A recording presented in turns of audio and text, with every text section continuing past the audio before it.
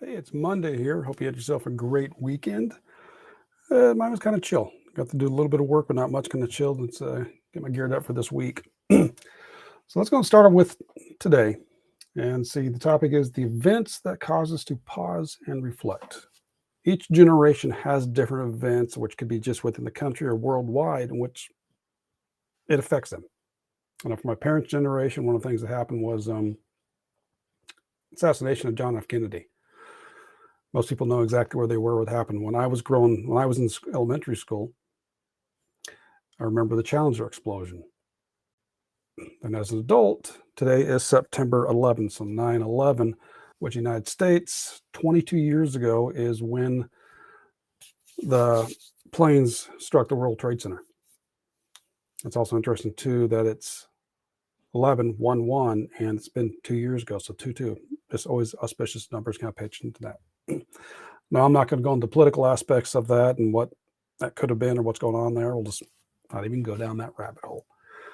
But just take the fact that about 3,000 people lost their lives. And it's one of the things that sometimes you don't know what's going to happen. It's just like last night, I remember seeing the post on social media last night, is that you had about 3,000 people. It was the last time they were going to see their families. I had one of the gentlemen I follow, I've talked about him before, Mike Gillette. He shared out him and his wife were getting on the freeway, and a flatbed trailer in front of them didn't have things tied down. A sheet of plywood came up and hit their car, but the way it hit it, their luggage rack caught the blunt of it, and basically no damage, no other vehicles behind them. And it could have very easily been a lot worse. And so I think a lot of times when certain events like this take place, whether it's big or your life kind of flashes in front of you, you could end your life right there, or the bigger events which can have worldwide impacts, such as the Challenger explosion, JFK assassination, and 9/11, it gives us a chance to pause and reflect. And a lot of times I think a lot of us, we go inside. Now, there's also events in our life when you have someone pass away, he does the same thing. But regardless of what the cause is, when we go inside, we got our spirituality, and you kind of go inside and reflect.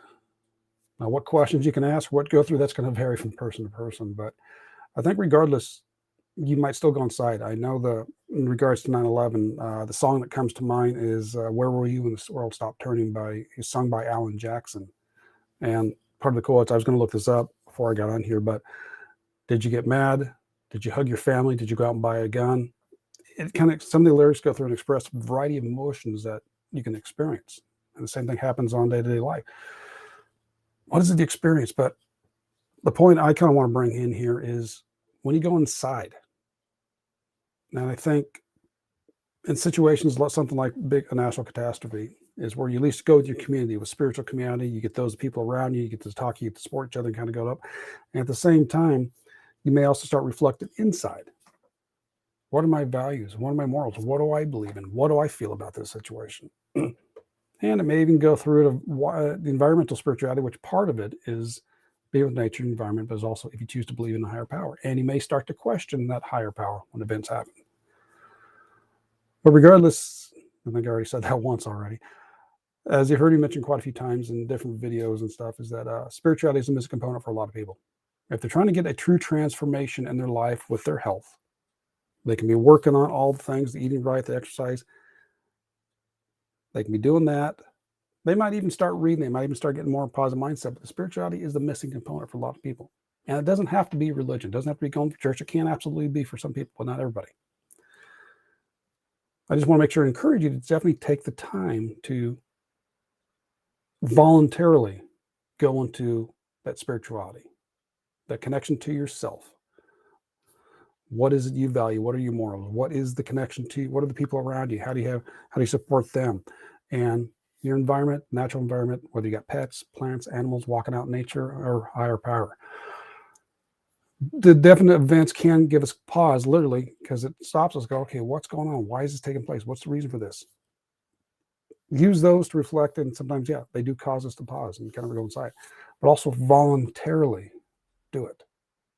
Take the time to reflect inside and go through. And I'm trying to make sure, do I have anything on here? Yeah, I might do that. So just making sure I can put something over here.